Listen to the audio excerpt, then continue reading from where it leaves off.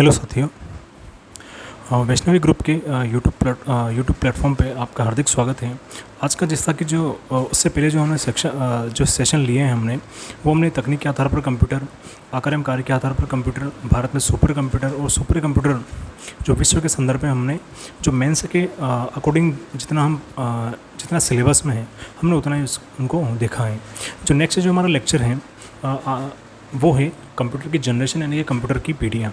अब जो कंप्यूटर की जो पीढ़ियाँ होती हैं उनको हार्डवेयर के उपयोग के आधार पर कुल जो होती हैं वो 5 पीढ़ियाँ होती हैं। जो फर्स्ट जनरेशन होती हैं कंप्यूटर की वो होती हैं 1942 से लगाकर 1955 तक होती हैं।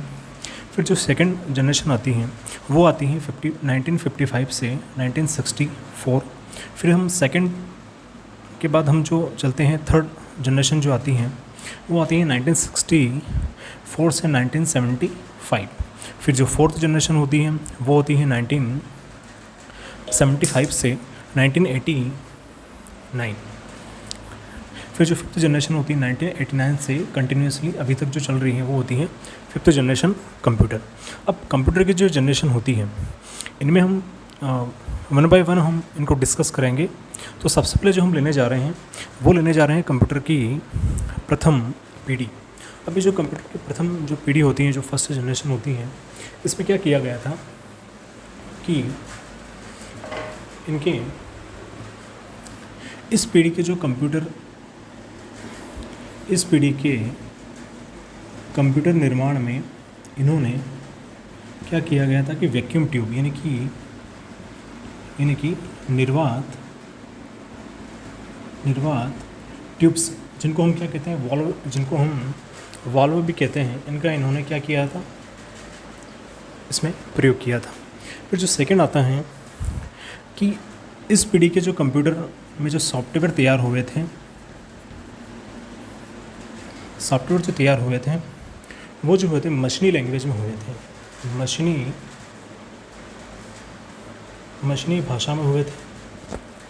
अब जो मशीनी भाषा होती है ये क्या होती है कि निम्न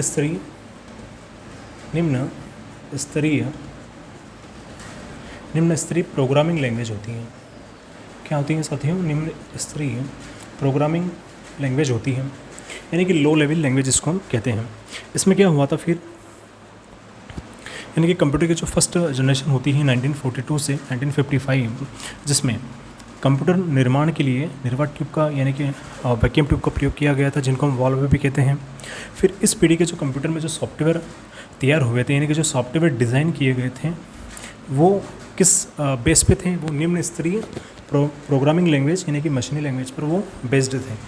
फिर जो आता है इसमें जो स्टोरेज यूनिट जो यूज़ हुई थी, स्टोरेज के रूप में यहाँ पे पंच कार्ड एंड यहाँ पे जो यूज़ किया गया था वो किया गया था पेपर टेप।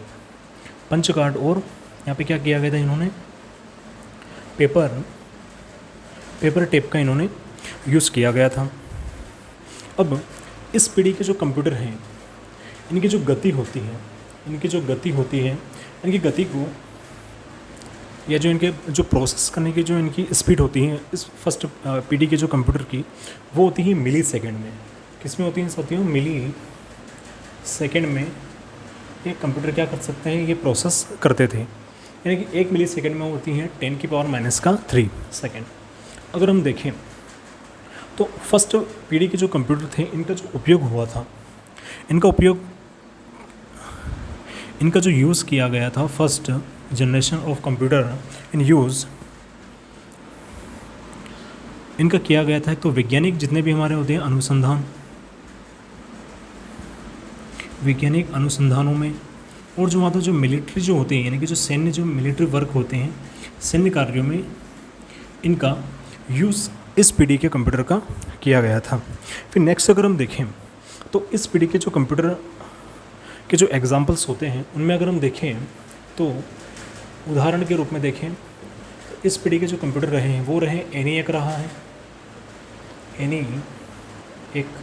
फिर रहा है यूनिवेक रहा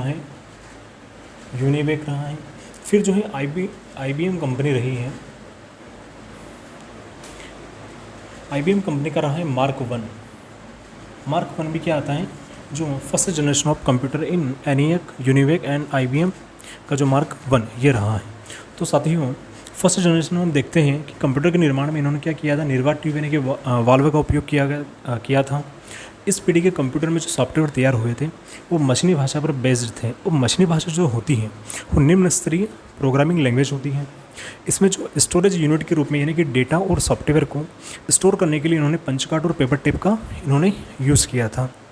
अब इन कंप्यूटर का जो है उपयोग जो प्रारंभ में किया गया था वो वैज्ञानिक अनुसंधानों और सैन्य कार्यों के लिए किया गया था। इस पीढ़ी के कंप्यूटर की जो गति होती है वो मिली सेकेंड में यानी कि ये प्रोसेस करता है। साथ ही साथ इसका जो एग्जांपल अगर हम देखें तो ENIAC हो गया, यूनिवेक, IBM मार्क वन, ये जो कंप्यूटर होते हैं ये प्रथम पीढ़ी के कंप्यूटर होते हैं। हुआ क्या कि अगर कंप्यूटर की फर्स्ट जनरेशन अगर रही है तो सेकेंड जनरेशन क्यों आई, क्योंकि कहीं ना कहीं इस पीढ़ी के जो कंप्यूटर में कहीं कुछ कमियाँ रही होगी, तभी जाके इन्होंने सेकेंड जो है इन जनरेशन कंप्यूटर को इन्होंने डेवलप किया। अब फर्स्ट जो जनरेशन है इस पीढ़ी के कंप्यूटर में क्या क्या कमियां रही वो देखते हैं। देखो साथियों, इस पीढ़ी के जो कंप्यूटर में जो कमियां जो रही हैं, फर्स्ट क्या रहा है कि इनका आकार, अगर इनका आकार बड़ा रहा, आकार इनका क्या था, बड़ा था। अगर आकार बड़ा होगा तो क्या होगा, अगर इनका बड़ा होगा तो इनका जो रख रखाव होगा, रखाव क्या होगा, वो खर्चीला होगा, यानी कि ये काफ़ी स्पेस भी लेंगे, खर्चीला होगा। साथ ही साथ क्या हुआ कि इनमें ये जो निर्वात ट्यूब हैं, इनमें निर्वात ट्यूब का यूज़ हुआ था। निर्वात जो ट्यूब हैं इनके यूज़ से क्या हो गया कि ये ज़्यादा ऊष्मा उत्पन्न करते हैं। निर्वात ट्यूब से जो होते हैं ये क्या करते हैं कि ज़्यादा ऊष्मा उत्पन्न करने के कारण ज़्यादा ऊष्मा उत्पन्न ये करते हैं, जिससे इनको क्या है कि एसी यानी कि एयर कंडीशनर जो स्पेस होता है उसमें इनको रखना पड़ता है। ये भी कहीं ना कहीं एक इनकी समस्या थी। साथ ही साथ अगर हम देखें